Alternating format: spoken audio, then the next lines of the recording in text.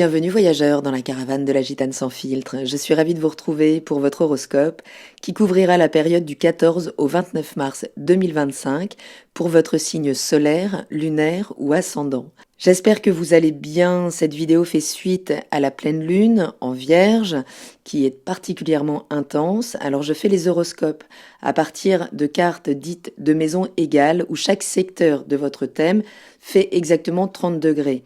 Donc il peut être intéressant de monter votre propre thème pour réajuster aux bons secteurs qui peuvent bouger en fonction de votre lieu de naissance. Donc je vous affiche le lien direct pour accéder au petit tutoriel sur ma chaîne pour pouvoir monter votre thème gratuitement.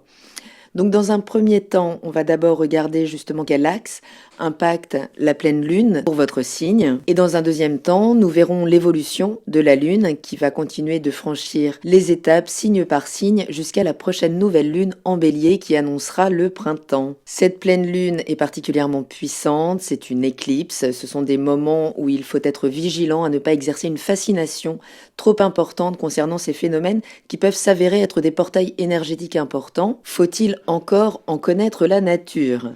L'événement astro du moment, c'est la rétrogradation de Vénus, puis celle de Mercure, qui va enchaîner le pas très rapidement pour conjointement nous apprendre à revoir notre manière de communiquer, à revoir notre système de valeurs, ce que nous faisons de nos valeurs, et ce, à titre individuel dans l'énergie du bélier. Si vous êtes poisson, ascendant poisson, ou si vous avez la lune dans le signe du poisson, c'est un moment fort pour vous évidemment, puisque ça vous concerne pleinement. Le soleil est conjoint à Saturne, à Neptune et au nœud nord dans votre signe, est opposé évidemment à la lune, conjointe elle au nœud sud, en Vierge, donc dans le secteur face au vôtre, le secteur 7, secteur des partenariats. Donc vous êtes dans une phase d'affirmation qui peut être intense, une affirmation de votre identité personnelle, puisque en fait vous avez dû là intégrer plus de structure, plus de réalisme avec Saturne, plus de structure dans vos rêves, peut-être dans vos intuitions avec Neptune. Mais le nœud nord là, il vous invite clairement à vous affirmer dans une nouvelle posture personnelle, plus responsable et plus mature. En face, la lune, donc sur ce nœud sud en maison 7, elle peut faire remonter vraiment des patterns, elle indique en fait le temps là d'abandonner certains schémas relationnels passés, peut-être certaines relations en lien avec finalement des schémas de dépendance émotionnelle, d'auto-sacrifice ou peut-être d'excès d'adaptation aux autres. Certains d'entre vous pourront vivre des ruptures ou peut-être même des deuils. En tout cas, il y a des schémas qui cessent avec cette intervention de Saturne qui est majeure là dans votre vie. Donc ça peut impliquer juste une décision majeure concernant donc une relation, ça peut parler d'un réengagement également avec Saturne. On clarifie les choses et on se réengage sur du long terme, mais ça peut aussi occasionner des ruptures de ce qui aujourd'hui vous bride, vous brime plutôt que ça ne vous épanouit. Donc ça peut vraiment parler d'une prise de conscience importante pendant cette période sur qui vous êtes pour pouvoir mettre finalement une enveloppe plus claire à votre personnalité pour vous affirmer face à l'autre. Donc ça amène finalement une affirmation personnelle beaucoup plus structurée face aux attentes des autres. Donc c'est une période de bilan, peut-être relationnel, en tout cas c'est un repositionnement nécessaire dans votre vie.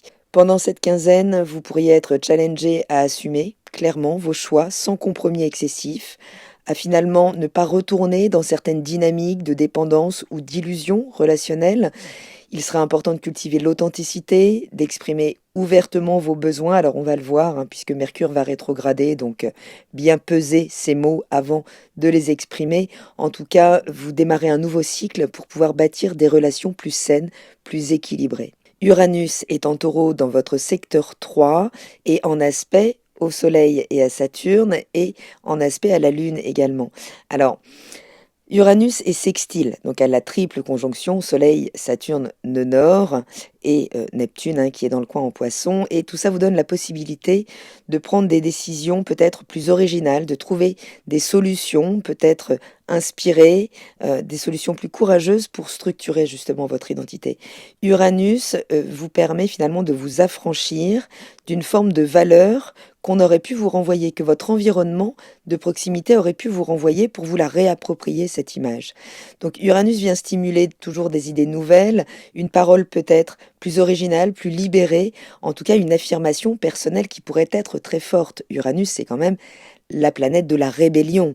Donc elle est également en trigone, donc à la Lune et au nœud sud, pour vous faciliter une prise de recul émotionnel par rapport aux relations, en vous permettant peut-être de communiquer plus clairement, avec peut-être plus d'audace sur ce qui ne fonctionne plus.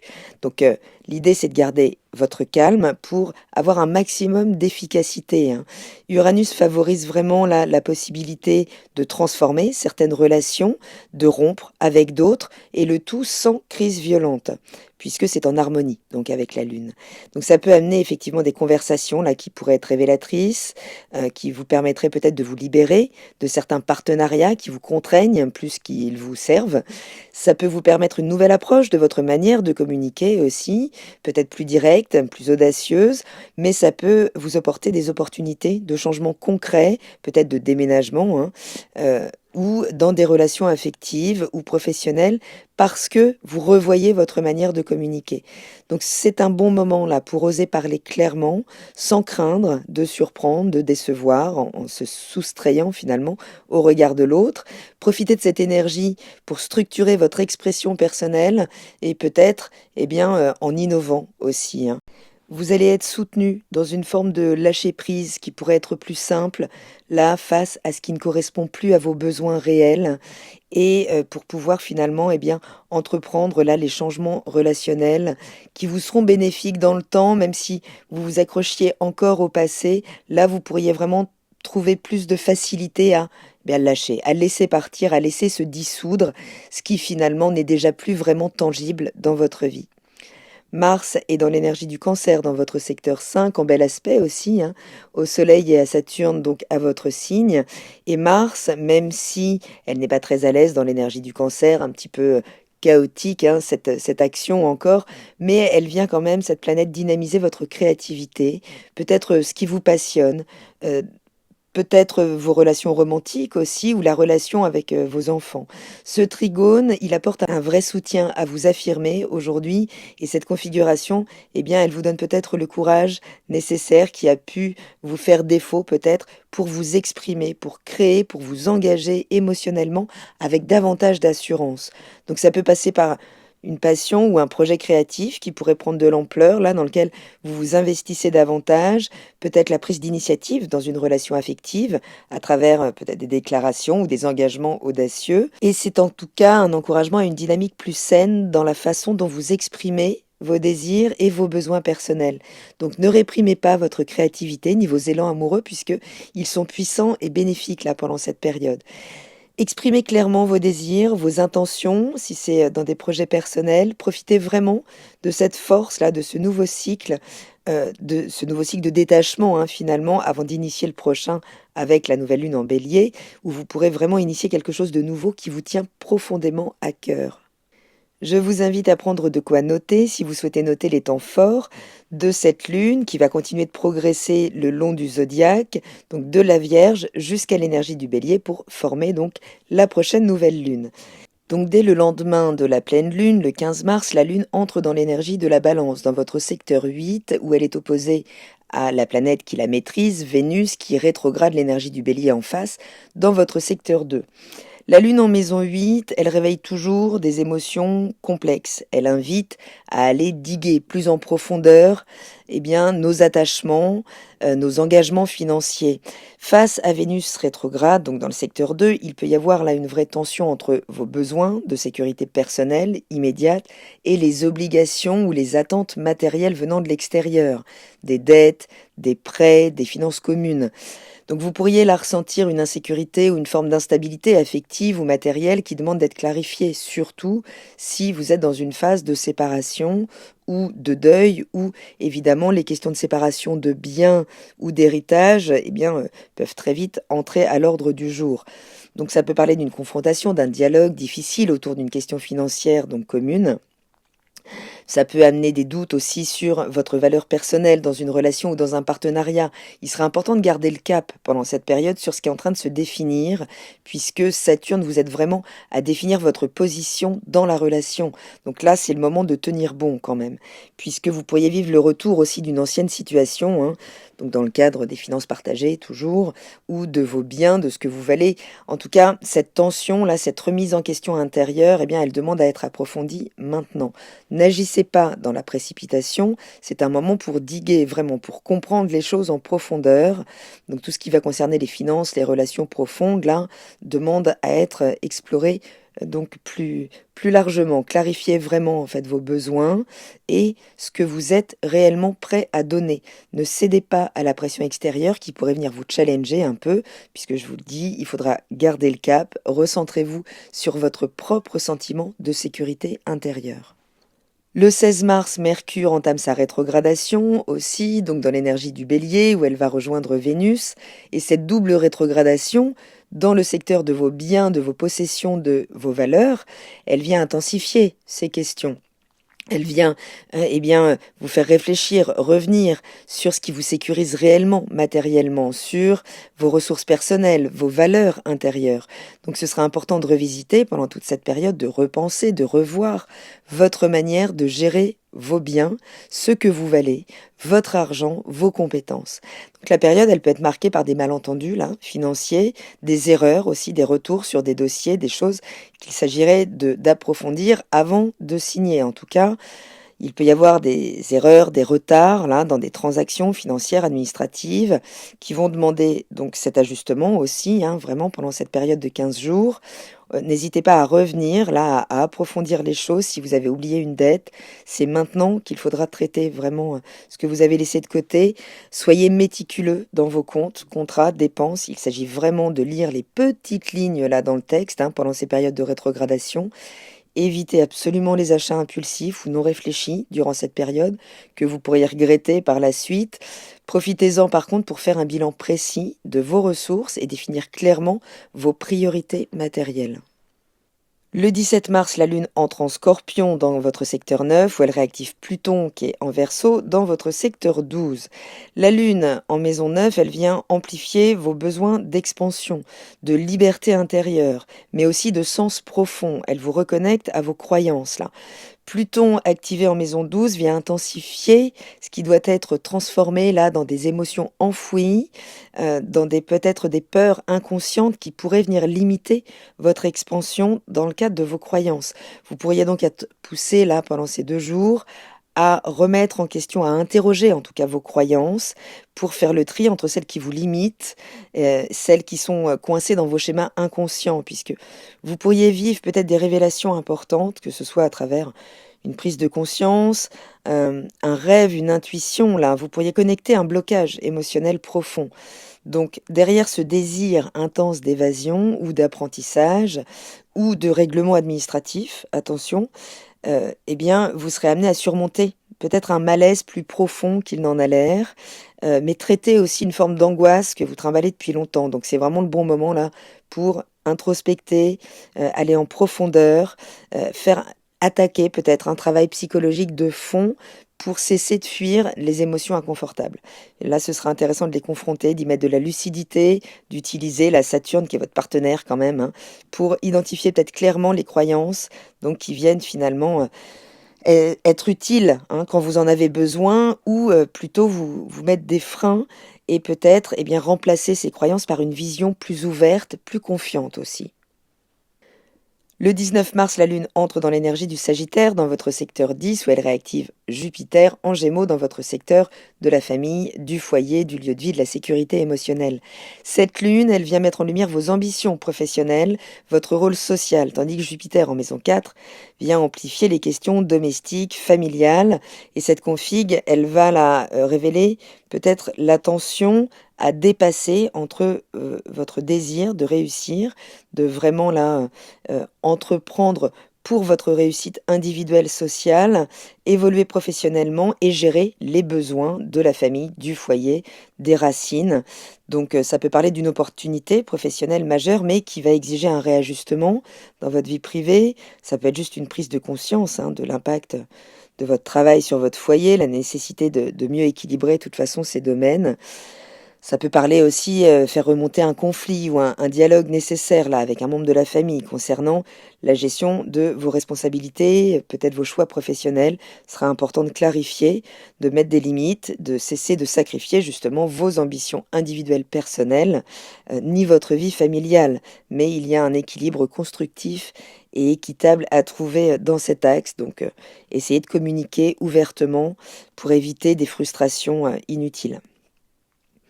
Le 20 mars, le soleil entre en bélier dans votre secteur 2 et l'entrée de ce soleil, eh bien, ça amène vraiment là, pendant un mois, une nouvelle énergie. Ça peut faire émerger vraiment une volonté d'affirmation dans votre autonomie matérielle, de vos valeurs personnelles aussi, de votre sécurité intérieure. Vous pourriez vous engager vraiment là à prendre des initiatives concrètes pour consolider en fait votre situation financière, votre sécurité autonome, matérielle et peut-être renforcer votre estime de vous-même. Le 22 mars, la Lune entre dans l'énergie du Capricorne, dans votre secteur 11, réactive donc le Soleil, réactive ce Saturne, et cette Lune, elle vient mettre en lumière vos projets, vos réseaux amicaux, sociaux, collaboratifs, vos relations sociales. En aspect avec ce Soleil en maison 1, vous pourriez prendre conscience là de votre rôle dans votre cercle social, de la nécessité à reconnecter peut-être, à réouvrir ce cercle social pour vous affirmer avec plus d'authenticité et peut-être vous départir encore de certaines illusions.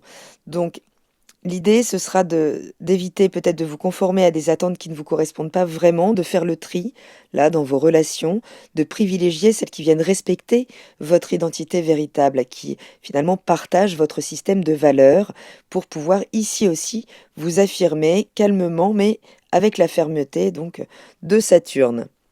Le 24 mars, la Lune entre en Verseau dans votre secteur 12, où elle réactive Uranus en Taureau dans votre secteur 3. La Lune en secteur 12, elle vient renforcer votre intuition, elle vous permet d'écouter votre besoin de mise en retrait, pour le coup, pour métaboliser peut-être là tout ce qui s'est passé ces derniers temps. Ça vous permet de prendre un recul peut-être émotionnel qui pourrait être nécessaire, puisque Uranus en maison 3 apporte une forme de libération dans la parole, dans les écritures, dans les échanges en général, dans votre capacité à comprendre qui vous êtes. C'est une période excellente là pour peut-être recevoir vraiment, vivre des révélations intérieures, exprimer ce qui est resté peut-être trop longtemps caché. Donc n'hésitez pas là à profiter de ces 2 jours pour vous mettre un petit peu en retrait de l'agitation du quotidien, pour peut-être méditer, écrire, lire, en tout cas vous remettre en contact avec vos intuitions profondes, puisque vous pourriez recevoir des messages importants et qui viendraient libérer en fait la parole derrière. Donc exprimez peut-être enfin ce qui vous pesait intérieurement, mais prenez le temps de métaboliser les choses au préalable. Le 26 mars, la Lune entre dans votre signe où elle réactive Neptune, votre maître, qui est conjoint à Vénus, qui revient dans votre énergie. Là, donc, ça va parler évidemment d'un temps fort, peut-être d'une intense période là émotionnelle. Vous pourriez être particulièrement réceptif, mais potentiellement exposé aussi aux illusions, être très perméable finalement aux émotions de votre environnement. Donc faites le tri, clarifiez vraiment ce que vous ressentez, ce qui vous appartient, ce qui vous appartient pas, pour ne pas vous perdre dans les projections, les attentes, parfois encore irréalistes, y compris de l'autre. Protégez-vous émotionnellement pendant ces 2 jours pour mieux distinguer en fait le rêve de la réalité. Pratiquez un maximum d'ancrage, privilégiez les actions concrètes, reconnectez-vous à la terre, au corps pendant ces 2 jours. Le 28 mars, la Lune entre dans l'énergie du Bélier. C'est une préparation donc à la nouvelle Lune, mais c'est la dernière phase là décroissante. Donc c'est encore une journée de bilan matériel, affectif, avant un nouveau départ imminent. C'est la journée pour clarifier vos intentions financières, pour trier, organiser ce qui compte réellement pour vous. On est toujours dans l'influence de cette pleine Lune en Vierge qui demande à faire ce tri impératif, ce contact là vraiment avec la matière. Donc le 29 mars, ça y est, ce sera la nouvelle Lune en Bélier. C'est vraiment la possibilité là d'un nouveau cycle où vous pourrez vous affirmer davantage dans votre autonomie matérielle, dans la reconnaissance de votre valeur personnelle. C'est vraiment l'aide là que va vous donner Vénus rétrograde. N'hésitez pas à aller écouter la capsule que j'ai faite sur toute sa phase de rétrogradation, puisqu'elle vient vraiment vous permettre de revisiter votre valeur personnelle pour vous l'attribuer sans que ça passe par le regard de l'autre et finalement obtenir davantage de sécurité émotionnelle. Donc si c'est le soleil que vous avez dans l'énergie du poisson, c'est un moment décisif pour vraiment structurer durablement qui vous êtes dans vos engagements personnels, dans vos relations. Il y a un nouveau départ là à saisir, mais ce sera un moment d'abord de délimiter, vous d'affirmer avec autorité, trouver la maturité intérieure pour pouvoir l'imposer, l'affirmer pendant tout ce cycle de 15 jours. Si vous êtes ascendant poisson, c'est vos relations là qui connaissent vraiment une période charnière. Clarifiez vos limites personnelles, sortez des anciens schémas de dépendance. Ça peut vous être imposé, hein, peut-être à travers des deuils. Ça peut être une période délicate, mais qui vous permet vraiment de gagner en maturité pour que vos relations soient beaucoup plus alignées avec qui vous êtes et surtout avec vos besoins réels. Et si c'est la lune que vous avez dans l'énergie du poisson, eh bien, vous allez vivre sans doute beaucoup plus intensément cette période. En tout cas, il sera important de maintenir un maximum de lucidité pour ne pas tomber dans des illusions affectives. Prenez vraiment soin de votre équilibre intérieur. Ancrez-vous un maximum dans le réalisme pour pouvoir aller investiguer davantage tout ce qui va concerner vos peurs, tout ce qui pourrait remonter à la surface pendant cette période. Vous aurez la possibilité de dissoudre là des anciens schémas et ça peut être très libérateur. Voilà voyageurs, j'espère avoir un peu éclairci cette période très intense mais qui peut vous être extrêmement profitable avant ce nouveau départ. Je vous embrasse, prenez bien soin de vous et je vous dis à très bientôt dans la caravane de la Gitane sans filtre. Salut!